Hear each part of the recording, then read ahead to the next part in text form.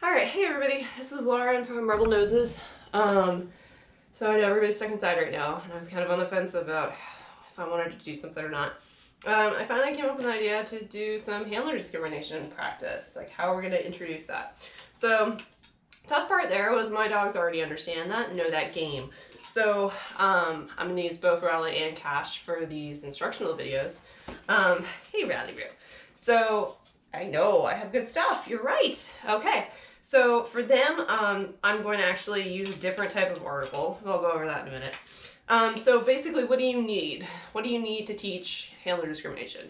Actually, not a whole lot. So probably go into your sock drawer and you'll have plenty of stuff.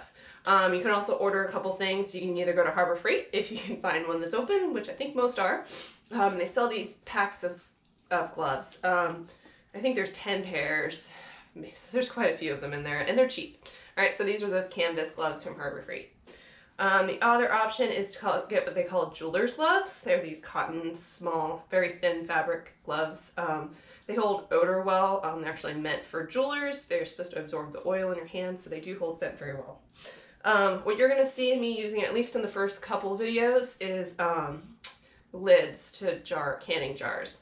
So since my dogs already know how to find gloves with my scent on it, I figured I'd switch the object type. So it's this kind of metal and some kind of like plastic material underneath the bottom for the canning jars.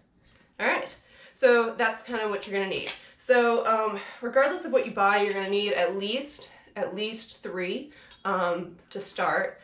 You'll have 1 hot and 2 cold. Depending on how far you take it, you may, if you buy a big package of gloves, you'll have plenty. And that's really all you need supplies-wise.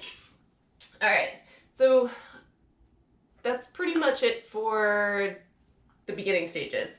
So what I'm going to do is probably put together a couple videos, and I'll probably annotate a lot of them of how to start the process. So what you're going to do is a basic shape.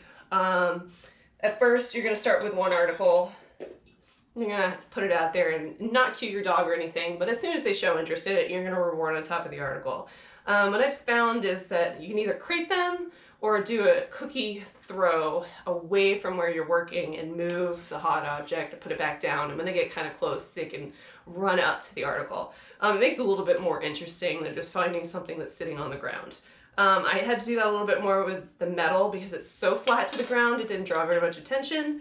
When you have the gloves, they are pretty obvious on the floor, inside or outside. So the dogs pretty much go right up to them because they see that there's something interesting. So let's talk about a little bit about rewarding.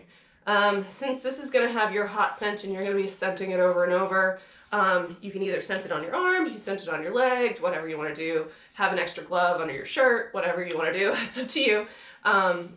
But try to keep the food that you're feeding kind of away. So when I try to scent it kind of like at the bottom of my hand, so the feeding part of my hand isn't really all over it. We want them to find our smell, not food smell.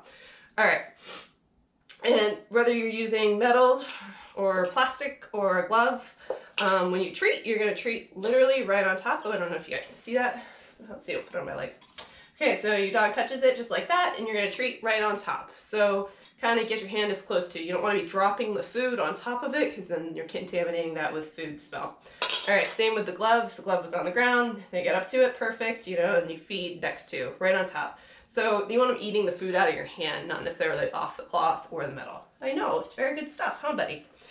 Okay, I think that kind of takes care of most of the background stuff. And I will make some videos for you guys. Thanks.